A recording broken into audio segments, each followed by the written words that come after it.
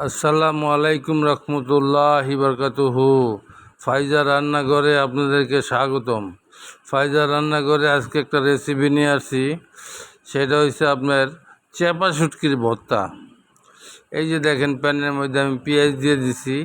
হ্যাঁ, এই পেঁয়াজটা হালকা একটু মানে কুক হওয়ার আগে আগে আমি রসুন দিয়ে দিতেছি। এই যে দেখেন আপনারা, এটা কক্সবাজারের স্টাইল না, এটা ফাইজা রান্নাঘরের স্টাইল। ময়মনসিংহা লোক এইভাবে খায়। ময়মনসিংহারা আমার বাড়িতে অনেক ভাড়া থাকে, তো ওরা যেভাবে খায়, হ্যাঁ, হুবহুব ওইভাবে পাক করার চেষ্টা করছি। তবে এইভাবে যে ভর্তাটা এত মজা, এত টেস্ট, কল্পনা করার বাইরে। এই যে আপনারা দেখেন, হ্যাঁ, আমি রসুনগুলো আর পেঁয়াজগুলো একসাথে আর কি ভাজতেছি। এর মধ্যে আমি আপনার শুটকিগুলো দিয়ে দেবো। তো ভাই, আপনাদের কাছে দোয়া করি, দোয়া দেখেন আমি 7-8টার শুটকি দিয়েছি, বড় বড়, চেপা শুটকি। ভাই, আপনাদের কাছে দোয়া করি, দোয়া চাই, মাপ করি, মাপ চাই। দুনিয়া ক্ষণস্থায়ী, আখেরাত চিরস্থায়ী। এই দুনিয়া একদিন ছিলাম না, এখন আছি, আবার একদিন থাকবো না। দুনিয়াটা থাকার জায়গা না।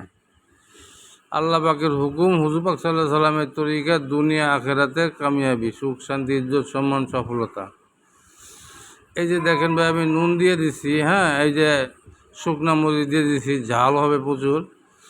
এই সিস্টেমটাই ঝাল ভর্তা এটা। তো ভাই, আমার এই চ্যানেলে যারা মানে নিয়মিত যারা দেখেন, যারা সাবস্ক্রাইব করছেন, তাদেরকে আমি আন্তরিক ধন্যবাদ জানাই। আর যারা করেন নাই, তারা দয়া করে আমার চ্যানেলটা সাবস্ক্রাইব করেন। আর যারা পেজে দেখেন, তারা লাইক দিয়েন, ফলো দিয়েন, শেয়ার করেন।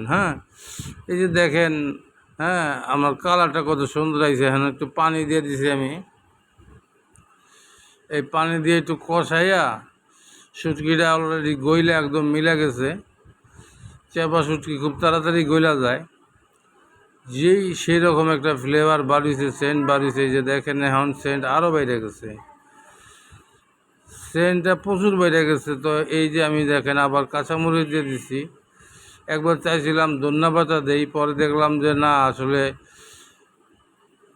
শুটকির যে একটা ফ্লেভার, একটা গ্রান, একটা আলাদা একটা মানে এটা যাতে নষ্ট না হয়, ওর মতো ওরে রাখলাম। অন্য কোনো কিছু দিলাম না, দেখার সৌন্দর্যের জন্য আমি কিছু দিলাম না, কিছু ব্যবহার করলাম না। এই যে দেখেন আপনি, এই যে আমি আমার নামানো হয়ে গেছে, শুটকিটা আমি নামায় ফেলাইলাম। আপনারা শুটকিটার কালার দেখেন, সৌন্দর্যটা দেখেন। আর আমি যে কথা বলতেছি, এটা অলরেডি একটু ভর্তা খাইছিলাম, আমার জালটা লাইগা আছে মুখের মধ্যে।